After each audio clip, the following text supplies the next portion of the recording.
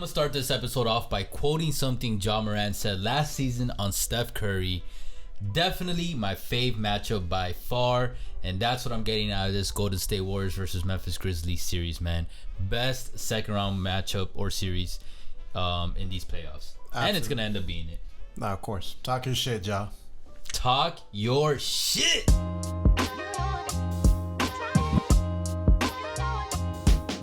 As you guys can tell, we are hyped after this game because Ja Morant was Ja Morant. It's as simple as that.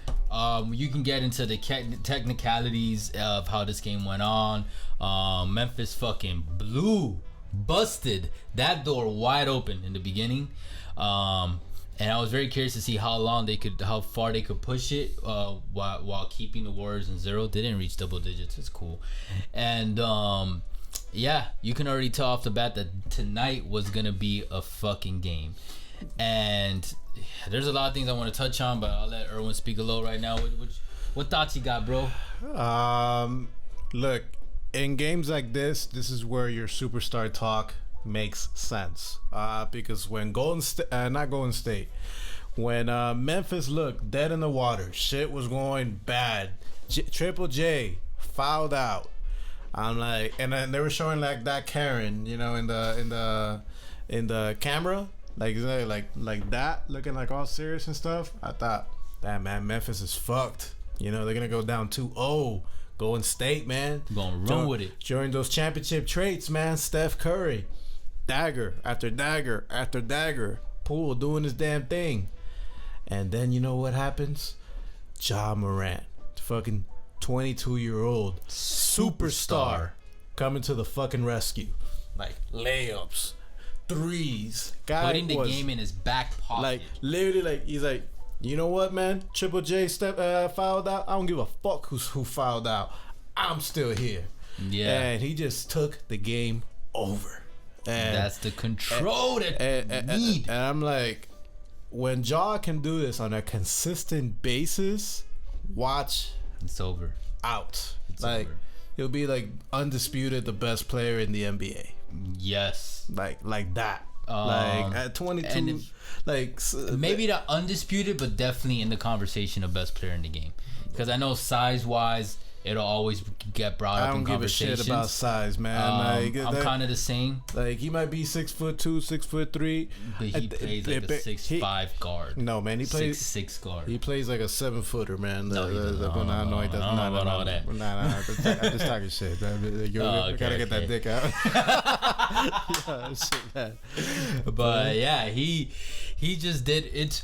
Go watch our last reaction. I said Jason Tatum finally coming into the mold of the superstar that we've been waiting for him to be. And now one thing I emphasized with Tatum in the game that happened tonight for the Celtics and Bucks is like he's looking like the superstar that can take control of the games. The crazy part is Ja Morant is already there at only 22, and the crazier part is that he's been showing signs of that even up to last year, and that's why I was so high on him.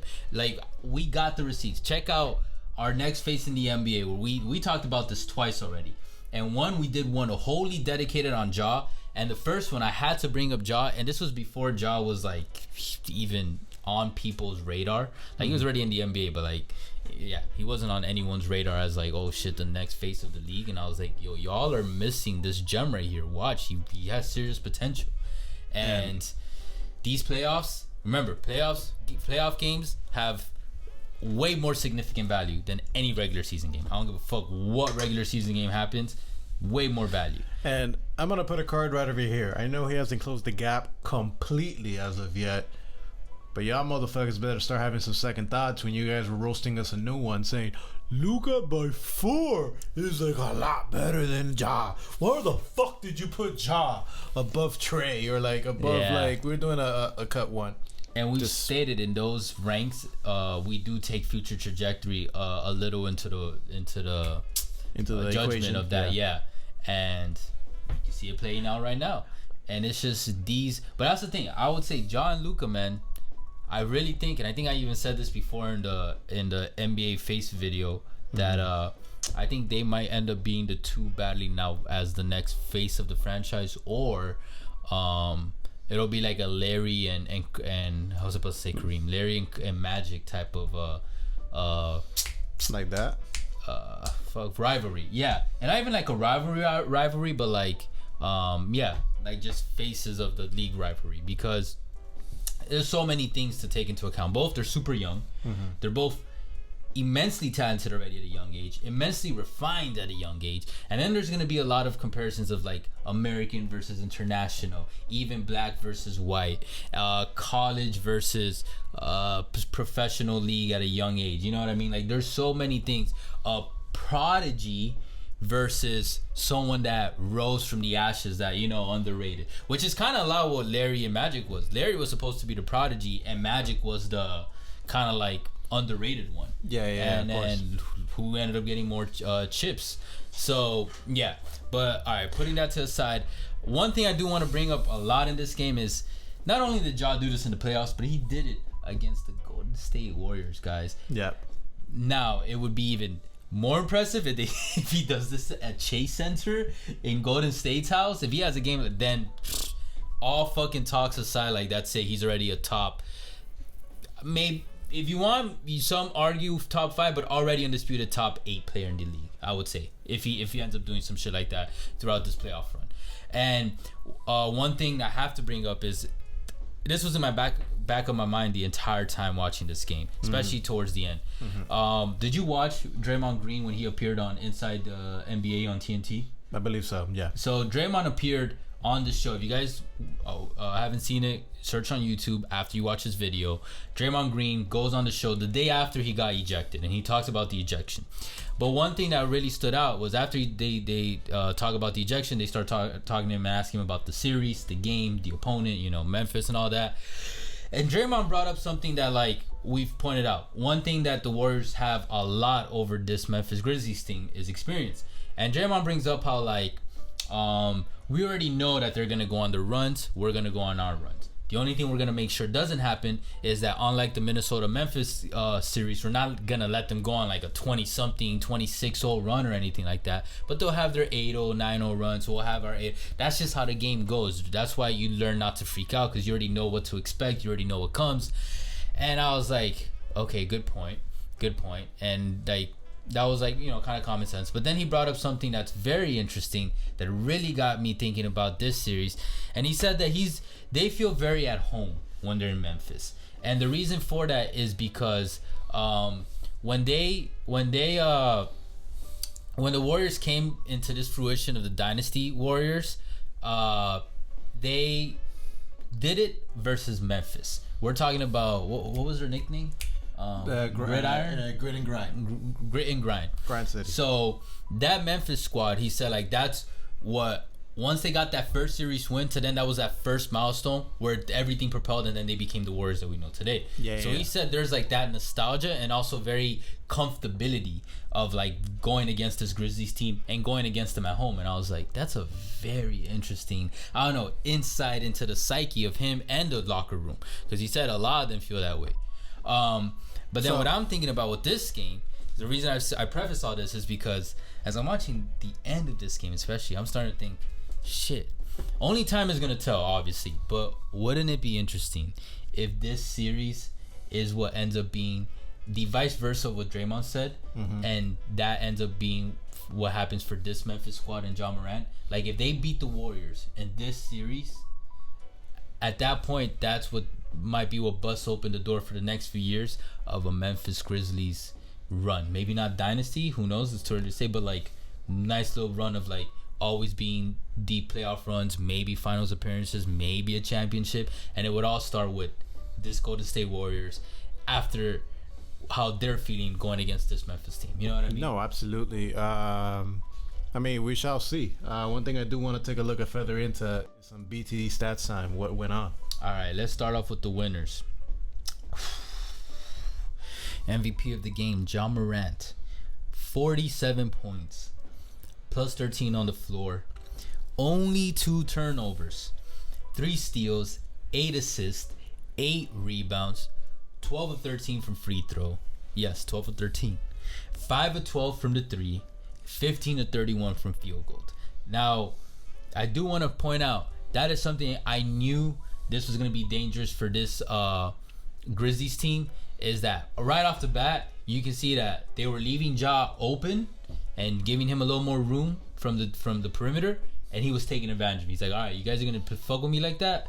I'm gonna start taking shots early and try, get shit going. And he start early on. He was like, it was like better than average, and I was like, okay. If his shots is wet in this game, then we got ourselves a matchup. Yes, sir. And another thing was something that makes Ja Morant very special. I think this doesn't get brought up enough, and this is why I can't tell you what video I said this in, but I said like Ja Morant reminds me of a young Flash. And everybody reminds you of Flash. Nah. What else have I said that for? Donovan. Oh yeah. Oh, then I was like 2-3 years ago. Yeah, I don't think about that with Donovan no more. You think about that Jamal Murray as well? No, did I? Oh, I was like, what? Nah, I'm just talking shit. But with Ja, I remember I brought up the acrobatic thing, but the other reason I think of like legit really see him as a young Flash is that he's a small guard. Dwayne Wade is small. He's like 6'3", 6'4". They list him as 6'4". Everyone says he's 6'3", but okay, we'll go with 6'4". Dwayne Wade at that height was one of the, I don't know if he was ever a blocking leader, but one of the blocking leaders. Number two all time in blocks. Defensive pariah, because even though he was small, he wasn't a small guard. He was built. He had a nice size to him, and he could jump like a fucking. I can't even think of a simile right now. I know, man. Like, whatever jumps high. Whatever jumps high as like fuck, a fucking airbud. Dwayne Wade's right, airbud, man. Come on, man. Don't insult Dwayne Wade like that, man. But like Ja does that, and the reason I'm bringing it up is like you guys see that 8 rebounds, and like Ja, you guys already can tell with the highlight dunks, the guy can he's a springboard off the floor. Yeah. And like, but on top of that, you see him get blocks, you see him get rebounds, and even though he's a small guard, that is crucial to having a guard. So yeah, that's also what makes him special. It's not just the offensive highlights and shit. Speaking of blocks, I know Ja's gonna get 90% of like the spotlight, but that block that Melton did on Steph Curry towards the end of the fourth quarter, I'm like, damn. That was important too. That was a clutch block. That definitely, like, it's like Golden State, like, fuck, you're not stealing this game. Yep. It's like, and then you guys see everybody here. I'm not even getting too deep into it. I'm sorry, listeners, but like, you got 3 other players that scored in double digits. Everybody else single digits. Desmond Baines, back to reality. He put up 5 points, but still plus 11 on the floor with 1 assist, 6 rebounds, 1 of 4 from 3, 2 of 7 from field goal, and he also had 2 turnovers. Mm-hmm. And then like Erwin said, JJJ, he still put up 12 points plus 4 while not being able to be there full time. And Brandon Clark, 10 points, minus 17, 1 block, 1 steal, 3 rebounds. 4 of 4 from field goal, 2 of 2 from free throw. So, yeah, the underrated MVP, I'll give him a shout out, is Williams over here with 14 points, plus 8 on the floor, 1 assist, 5 rebounds, 4 of 8 from 3. Yes, 50% from 3, and 5 of 9 from field goal. But as you guys can tell, in a game that only had 106 points, Josh scored almost half of them. No, yeah, absolutely. Half of them. That's insane. Crazy ass stuff. So, and he's only 19. And then we got the Warriors with the fat L. Curry put up 27 points, minus 11 on the floor. He had 5 turnovers, 8 assists, 9 rebounds, 2 of 2 from free throw, 3 of 11 from 3, 11 to 25 field goal. Klay Thompson, 12 points. He was also 2 of 12 from 3. So it was a poor shooting night. If you guys want to know how poor shooting night was for the Warriors, they as a team made 18% of their threes, and that is rounding right because it's 18.4. You round that is 18%. See, there you go, man. You're learning something new here in BTD, man. More reason why you gotta subscribe to us, man. Yeah, see, you're learning new stuff. But you guys see Jordan Poole still put up 20 points, 1 of 6 from 3, but he was 8 for 16 on the floor. But obviously, you guys can tell whether you watch the game or you're just catching these highlight stats and us talking about it right now. Yeah. It was not a good game for the Warriors, but even though it was not a good game, they could have still taken this home. And that's why in the end, I know what I said earlier, like, maybe we'll look back on this and this ends up being the gate the opening gates for Memphis's future run as a possible dynasty. But I'm sorry, it's just it's not gonna happen. And I'm super high on Josh's performance in this game, but like I'm gonna be objective and bring it back to reality. You still have Golden State taking the series. Yeah, for sure. How many games? For sure. Honestly, this series can go to 7. Okay. This series can go to 7. But what'll really, really, really make me be more affirmative of like if it goes to 7 or 6, because I think at the very least Grizzlies take 2 games. Okay. Is how game 3 plays out. Like even if the Warriors win, if it's a close game or even if it's a fight, then I'll be like, okay, Memphis can take it to 7. But if it's a fucking blowout or if it's just a game that the Warriors win with like that dominance of like, oh, it was their game the entire time, no matter how quote unquote close the score seems, then I'm like, okay, yeah, Memphis is gonna lose in 6. So that's what's really gonna play out. If I'm Ja, if I'm Memphis, if I'm the coach right now, my biggest worry is we have to win game 3 because you're going back home to the loudest or one of the loudest arenas in the entire league. Actually, shout out, go watch this Colin video. He had this great breakdown on why the Chase Center may be one of, if not the loudest arena in the NBA. And a big reason for it is because it has young people. It has young people that make a lot of money. So it has these young people that are being able to buy these expensive ass tickets in a renovated arena and still be there, and they're the ones with the energy, the youth, the soul to, you know, be loud during the games, as opposed to anywhere else. When they get renovated, you need the tickets to rise up in prices. So what do you have? You have older people at the game because they're the ones with more disposable income. So I was like, damn, that's a good fucking insight right there. Yeah, it's a very good observation. Shout out to Colin's team, because I'm pretty sure Colin's not doing all his research by himself. No, for real. But yeah, he props to him. He does break it down very eloquently. I like that actually. Yeah, so that'll be very interesting to see how it plays out. Seeing Ja, Desmond Bain, JJ, Triple J, in there, and how they perform. However, one thing that we will have to watch out for is Warriors lost Gary Payton II. Obviously he's not Klay, Steph, or Draymond or Poole. I know, right? But damn, they got way too many people. Fuck. Yo, no, there was a graphic that I liked, man. Splash Brothers and in a new pool. I'm like, what? Ooh, I like that. Yeah. And he is vital to this team, and he's very vital against this matchup, because out of the four the other four we just mentioned, Poole, Curry, Draymond, and Klay, he's the quickest, he's the snappiest, he's the, you know? Yeah. And this Memphis team is young, they're fast, they can run that full court no problem for way too long. So I'm kind of interested to see how it plays out, but in the end, I do expect everyone else to step up. I mean, these are people with championship pedigree. Wiggins, maybe it's time. You have it's fine, man. It could be chilling. A serious game. You did make All-Star this year. That's nice. Why don't you prove it to everybody else why you were considered a quote-unquote All-Star? Not even quote-unquote. You were an All-Star, but like Tyler Hero. You know how it is. Tyler Hero should have been that All-Star. Hell yeah. Anyways, Andrade pretty much said everything I wanted to say. The only thing I want to add is if it goes 7, this is the reason why you fight for home court. And if it goes to 7, I think the Grizzlies are gonna take it. But I don't think it's gonna get to that point. Damn, if it goes to 7, you think the Grizzlies will take it? Yeah, man. I think they get to be at home, but shit. I'm telling you, man. Like the last thing you want. No, they playing different. They kind of like Phoenix Suns last year, you know, on this run that like you're just like, oh shit, and then like a lot of times you're like, oh, but they don't got the experience. Yeah, but Phoenix has TP3, but sometimes you just but go. That goes good and bad. Like they got nothing to lose. So yeah. it's like they're gonna. It's like, and this team has no fear. So the only thing that the lack of experience is gonna kill them in is they were bringing this up during the broadcast.